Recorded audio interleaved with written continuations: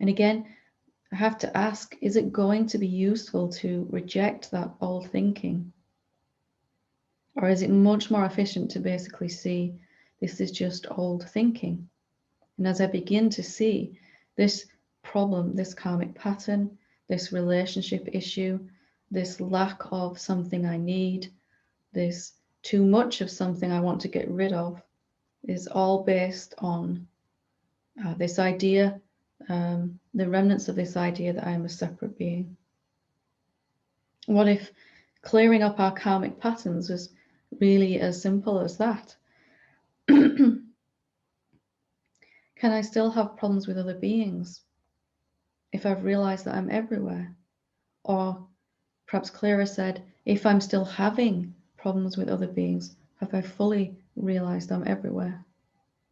If I'm still wanting or needing things desperately that I can't seem to get, have I fully embraced my universality? Have I come to recognize yet that I must be the thing I'm trying to get? I must be that other being that I'm having a challenge with, a difficulty with. And just like everything else, our mind really simply only needs understanding and love and acceptance, that it's become so fractured, so splintered, so fragmented only because it's been trying to do a job based on the wrong information. It's been trying to sort out problems based on the wrong information.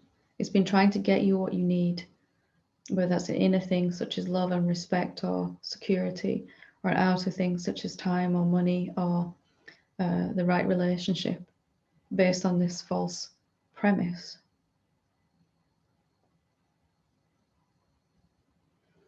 So I hope this kind of inspires you to make friends with your mind a little bit, or a lot, or completely, because it really was only when I began to try to understand why my mind was talking so much, when I began to want to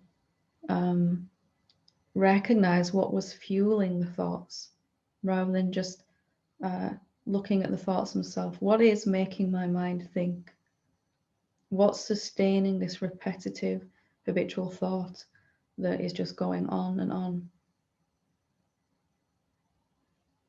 And it really was only one thing every time, that I was trying to fix a problem that seemed very real as a separate being, that just began to evaporate when I remembered my universality again. And even the greatest problem of all, how to become, live as, move into that universality, which mind spends a lot of time thinking about, doesn't it? How to realize and how to be this universal self. Even this problem is fixed by recognizing what's true. I am already that. To whatever extent I have seen that in this moment, if I remember that, apply it to anything that's coming up in mind, it's like a soothing balm to the mind. It begins to allow it to go back into silence. And as we confirm again and again that every single issue that could affect our separateness, our separate being, no longer applies. It's not avoidance of problems.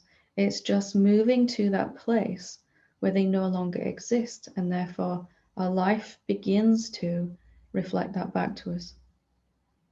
If we keep fighting against our mind and blaming it for our disturbance, our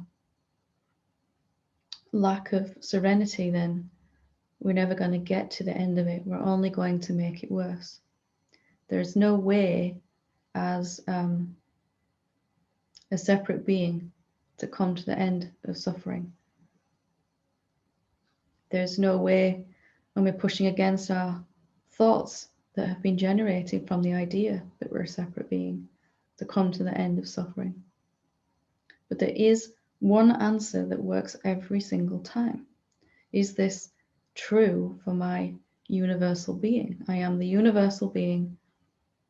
There is nothing other than me, nothing outside of me. I am everywhere at all times. I cannot be absent from anywhere. Anything that I perceive or experience or interact with, any other being that I come across, must be this universal being also.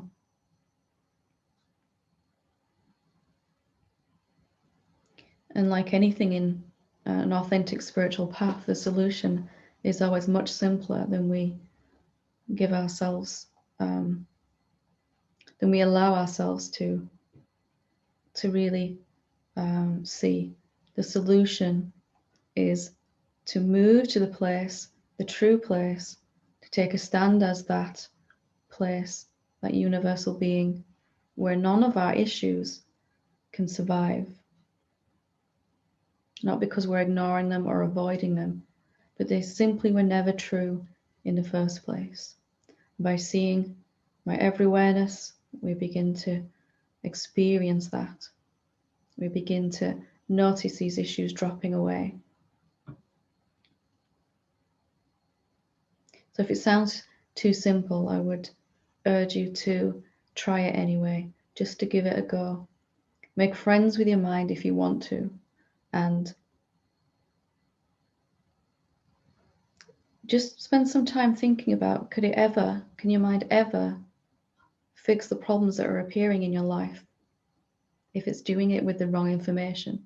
You know, if you've ever tried to put some furniture together, you know, one of these flat pack things that comes, I tried recently to put a bed together, and a single bed, ended up asking for help from Ian because the diagram was completely misleading. All the pieces were there, which was great to start off with, but this diagram, it had all these step-by-step things, and it just looked completely like gibberish to me. So if you haven't got a clear plan, a clear outline of how to do that, when you put it together, it's going to look something very different to the picture, isn't it? And eventually you realize that's not working. Putting my life together using the mind, trying to think my way through things and problems, isn't really going to do it. But I can investigate whether the problems are really true for what I really am, actually. And this just naturally takes the pressure off our mind, and it begins to relax, begins to go back into silence. It begins to give back all the energy that's been invested in it, that leaves us feeling exhausted. Can you imagine for a moment how much energy it takes to constantly try to fix all this multitude of problems that appear as a separate being, when in fact we never have actually been a separate being, ever? Can you imagine how much energy it takes to believe ourselves to be cut off from everything and everyone, when actually everything and everyone is inside us? We are that space in which all this is arising. So it's a simple way to kind of begin to fix these issues. See if you can make friends today with your mind a little bit more. See if you can leave some gap in your consciousness that maybe your mind isn't the actual problem. Maybe it's a symptom of some much more fundamental thing. And if you do, you'll find something wonderful begins to happen. You begin to feel much more whole. You begin to suffer less immediately. Even if your mind is still talking completely, you won't be able to push against it. You won't be able to suffer. You won't be able to resist. There is really nothing that any being can say about you as a separate being that is true, least of all your own mind, because that's never been what you are.